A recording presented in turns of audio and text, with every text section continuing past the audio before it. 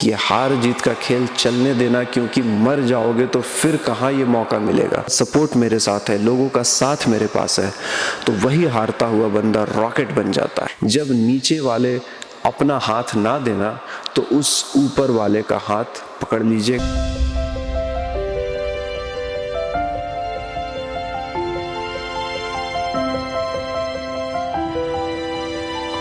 एक बार किसी पार्क में एक बड़ा निराश, एक हारा हुआ, सहमा हुआ सा व्यक्ति अपने आप से बातें करते रहता है, अपने आप को कोसते रहता है। थोड़ी देर में उसके बगल में पार्क के सीट पे एक बूढ़ा आदमी आता है, एक चेक लेकर साइन करके उसे देता है और कहता है कि लो, इसे तुम अपने पास रखो, जरूरत पड़े तो इस चेक को यूज कर लेना।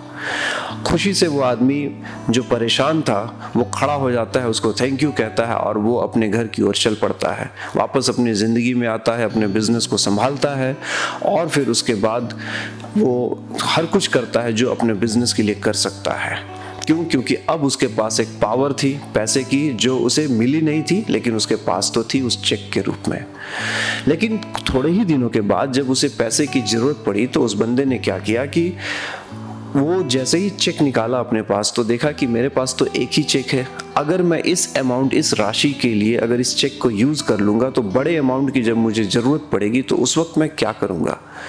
और ऐसा सोचकर उसने उस चेक को वापस अपने पॉकेट में डाल लिया और उस चेक को यूज़ नहीं किया। अगली बार फिर उसे पैसे की ज़रूरत पड़ी, फिर उसने ऐसा ही किया। फिर से उसने सोचा कि कुछ बड़ी राशि, कुछ बड़ा अमाउंट का जब मुझे ज़रूरत होगा तब मैं इसको यूज़ करूँगा, लेकिन वो यूज़ नहीं कर रहा था। इंटरेस्टिंग बात ये थी कि वो पूरी ज़िंदगी अपनी कम से कम 2 से 3 साल अपने बिजनेस को संभालता, पैसे की ज़रूरत पड़ती वो किसी तरीके से अपने बिजनेस को मैनेज करता और उस चेक को वो अपने पास रखे रह जाता।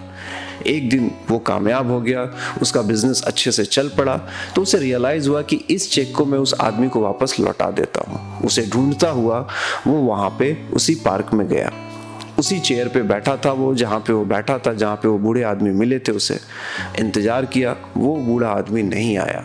तो इस आदमी ने फिर पता चला कि उसकी डेथ हो गई है। लेकिन एक हैरान कर देने वाली बात उसे ये पता चली किसी से कि वो जो आदमी जिसने को चेक दिया था ना, वो एक पागल आदमी था और वो अपने पॉकेट में चेक बुक लेकर चलता था और वो सभी को सिग्नेचर करके अपना चेक का जो लिफलेट था, वो लिफ था, वो बांटते रहता था।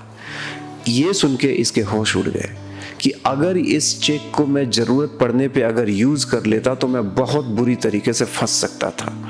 लेकिन आज के डेट में ये आदमी एक सफल बिजनेसमैन था।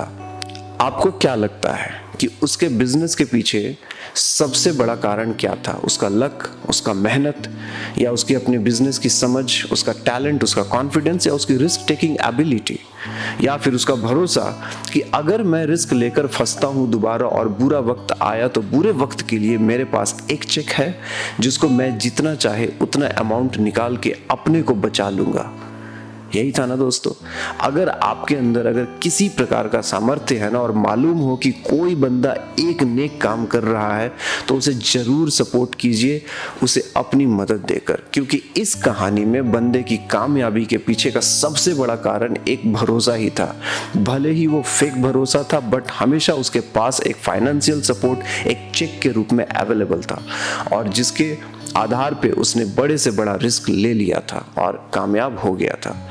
दोस्तों, आप भी मेरे इस चैनल को सब्सक्राइब करके अपना सपोर्ट दे सकते हो, मेरा विश्वास बढ़ा सकते हो कि मैं सही जा रहा हूँ, कम से कम ये तो बता सकते हो, है ना दोस्तों। किसी के साथ होने का भरोसा बहुत ताकत देती है। हार कर संभलता हुआ हर बंदा सपोर्ट की तलाश में रहता है और एक बार मन में जब ये बात बैठ जाती है ना कि लोगों का सपोर्ट मेरे साथ है, लोगों का साथ मेरे पास है, तो वही हारता हुआ बंदा रॉकेट बन जाता है। इसलिए आप अपनी ज़िंदगी में एक काम जरूर कीजिएगा, जो भी आपको नेक बंदा मिले उसे अपना सपोर्ट, अपना छोटा या बड़ा हेल्प जरूर दीजिएगा, उसका हौसला बढ़ाने का काम जरूर कीजिएगा और अगर कुछ ना दे सके तो एक स्माइल उसको अप्रिसिएट करते हुए जरूर दीजिएगा, क्योंकि आपकी एक छोटी सी सपोर्ट के कारण बंदा जोश से आगे बढ़ने लगता है।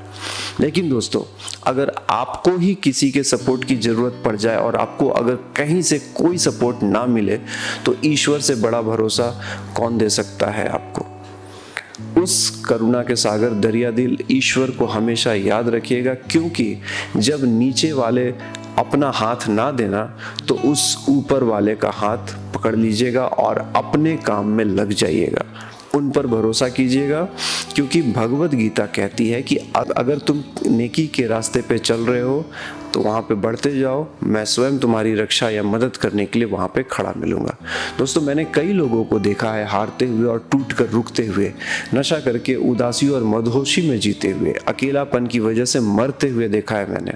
कुछ ऐसे भी लोग मिले जो आपकी एक छोटी सी सराहना से जोश में भर जाते हैं और आपका विश्वास उन पर करना गलत ना हो जाए इस चीज का वो बहुत ध्यान रखते हैं और वो कुछ करके दिखा पाते हैं। हर कोई मजबूत मानसिकता का नहीं होता, हर किसी में इतनी शक्ति नहीं होती कि गिर के फिर से वो वापस खड़ा हो जाए। तो इसलिए अगर कोई भी बंदा तकलीफ में हो तो एक बात समझनी पड़ेगी कि जीवन के उतार चढ़ाव ही सही मायने में जिंदगी का मतलब समझा पाती है। क्योंकि जिंदगी में चढ़ाव अगर जिंदगी का हिस्सा है तो उतार भी जिंदगी का ही हिस्सा है, राइट?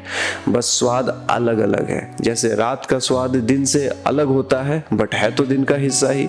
दोनों का अपना अपना इम्पोर्टेंस है। जिंदा हो, अगर शरीर में जान हो, सांसें चल रही हो तो आगे बढ़ो, रिस्क लो और अपने लोगों का या जिस भी भगवान को मानते हो उनका नाम लेके आज जितना कर सकते हो उतना कर दो, ताकि कल को खुद पे अफसोस ना हो। लेकिन हाँ, अगर हार मिलती है तो बर्दाश्त कर लेना और अगर जीतते हो तो सेलिब्रेट। ये हार जीत का खेल चलने देना, क्योंकि मर जाओगे तो फिर कहाँ ये मौका मिलेगा। जिंदगी अपने हार जीत का शो ऑफ करने के लिए नहीं मिली है। अनुभव करो, हिम्मत और ज्ञान से हर परिस्थिति का सामना करो। फिर चाहे जीत हो या हार, चाहे जो कुछ भी हो, लेकिन आप आगे बढ़ो।